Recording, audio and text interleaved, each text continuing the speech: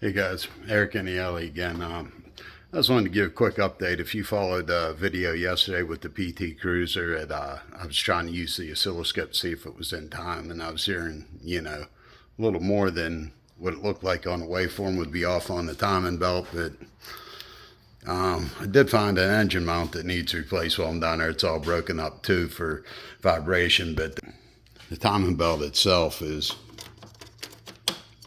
it was sitting on the up and the down, so maybe it was, I have the power steering pump loose, but hitting the top and the bottom. So, but man, look how loose that is. The way the teeth sit on there, that thing almost looks like it's ready to jump. I mean, it did some we seen on the waveform, but there was a little bit of carnage on that. It looks like the oil seal's leaking too. I'll show you underneath real quick. Just keep you guys posted everything I find out on it. I see some oil coming down from back in here. Looks like actually the water pump got a little leak to it too. We're getting a lot of oil there. Looks like it's coming down. We can see under the crank seal. There's a lot of oil just laying there. I don't know if you could get a good look at that, but looks like something. I see a piece of, looks like plastic, or the way the lower cover is. See, here's the cracked. That's pretty obvious out in the open. It has to come the whole way off, and this mini strut has to come off, and the engine comes down to get to the belt. So in some ways, I'm happy. I was hoping it was something like the tensioner, blew to pieces or something, and it didn't jump far. I'll show you, it was hitting the inside slightly.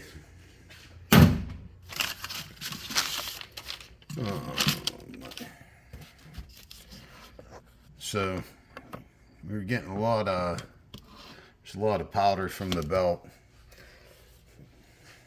And this, these engine mounts are bare on these things. There's nothing coming easy. And I got a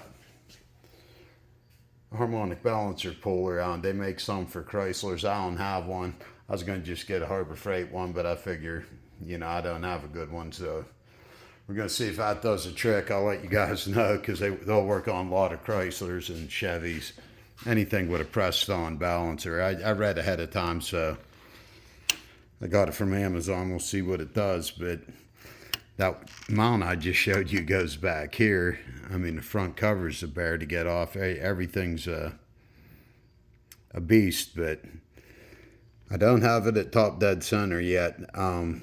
Before I take the crank off the pulley, I'm going to set it. It's going to move a little bit, but I'm going to check it, see how close it is, because what I want to see is how little that was off. We seen on the known good image, that wasn't off all that much, and that's really bad. So hopefully that's all for Ronnie's sake. That's all that that sound was. But anyways, it's going to get a new pump, new timing belt, new tensioner.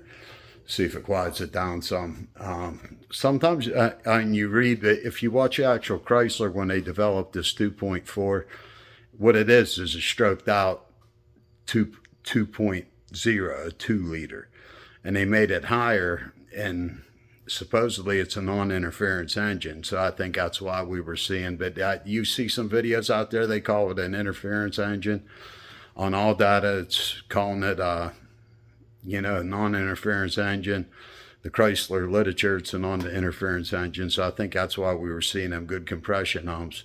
I don't know exactly how much pressure was in there. That might have been a good, hindsight looking back, that might have been a good shot at the transducer just to see. I could have taken a pressure reading and, played around, but we got right to the, brass tacks. So with that, I still have to take off the balancer and the lower cover, but that was about half a day's work there. I was burning off manifolds on a Dodge conversion van. I have one. The guy down at the very end of the alley, he has one, and he blew a head gasket doing the milkshake. So I spent about half a day doing that till it started raining, and put another half in that. But glad I see something. I wanted to you always want to see, you wish you could see what you just seen on your scope right through the timing cover, but hey, you can't. Sometimes it takes a little sweat.